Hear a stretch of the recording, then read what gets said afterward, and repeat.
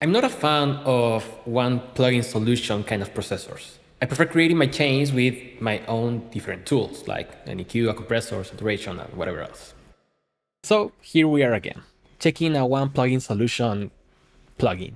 This time we're checking Pulsar Vocal Studio, and the reason we're checking it is because I like a lot Pulsar plugins. They are well-respected developers, so if they decided to make this plugin, it means that it must be good, right? Well, let's check it out. That's my other cat, by the way.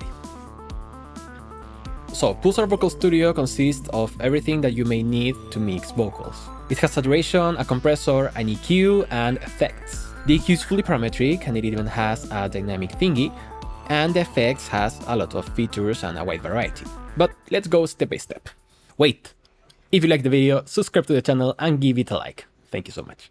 First of all, we have the sensitivity knob, and this is something that I applaud from Pulsar because it's well programmed. If your source is too quiet or too loud, this will modify that so you are hitting the plugin in an optimal level. It even has a learn function that works pretty nice.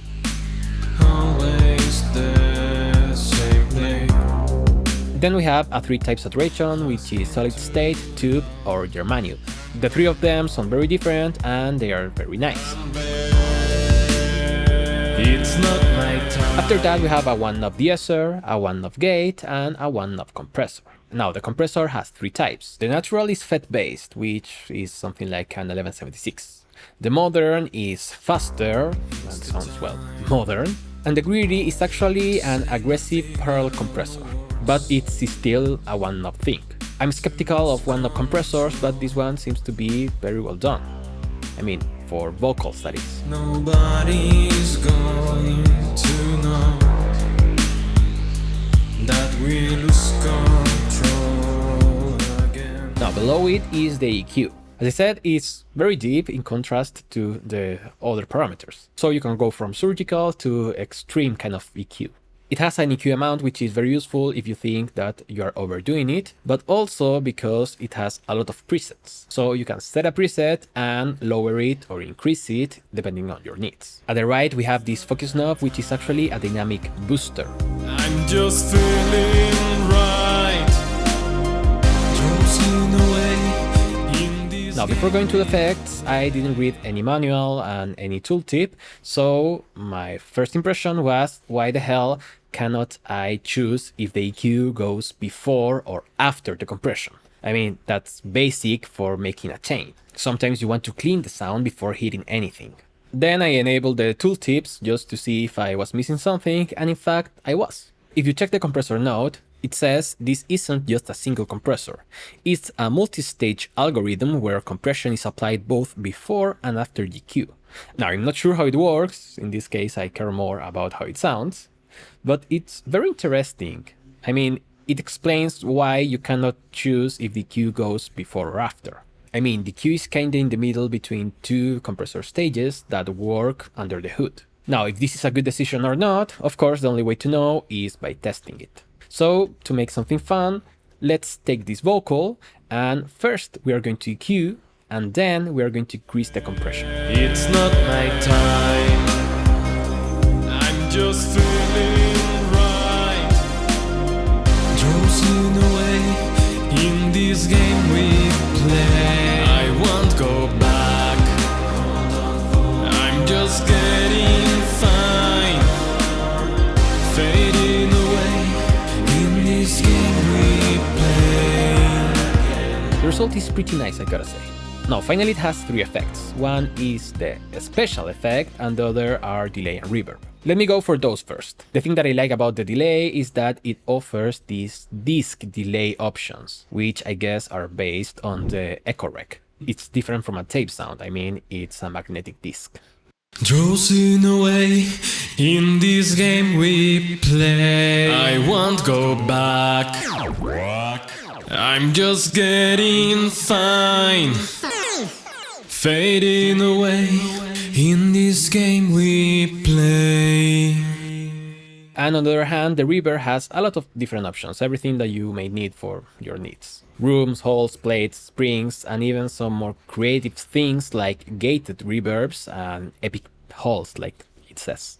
It's not my time, I'm just feeling right. Drowsing away in this game we play. I won't go back.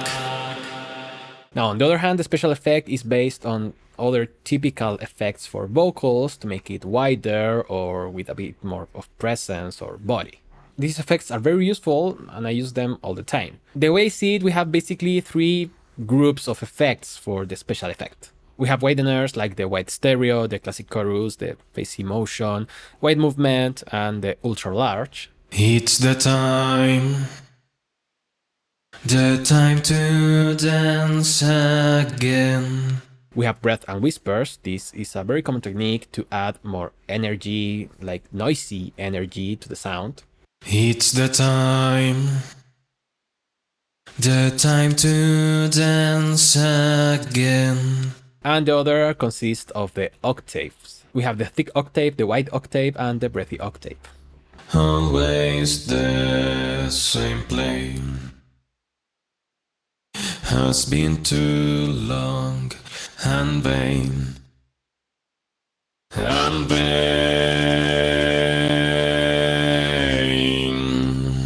Now, can it be used for more creative stuff? Well, let's test that out. And the first thing that you may think is to go extreme with all of the parameters. It's the time.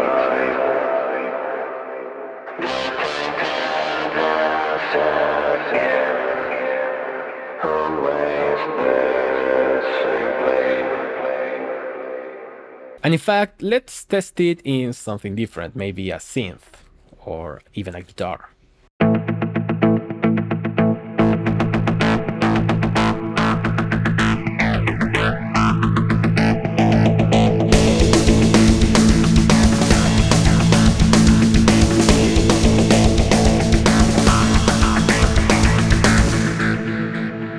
Yeah, it's pretty fun. So, honestly, I think this is a plugin aimed to be a quick fix for your vocals. It can be used as the only plugin that you may need for mixing, of course. But then, if you have your usual tools, that doesn't mean that this is going to replace them. You can use it alongside your other tools to get better results. It's capable of giving great results on its own, or maybe you want to use it for a quick fix for a rough mix. So my verdict is that this plugin has a lot of uses and potential. But what about you? Let me know in the comments your opinions about this new plugin. Thank you so much for watching, I will see you next time and bye bye.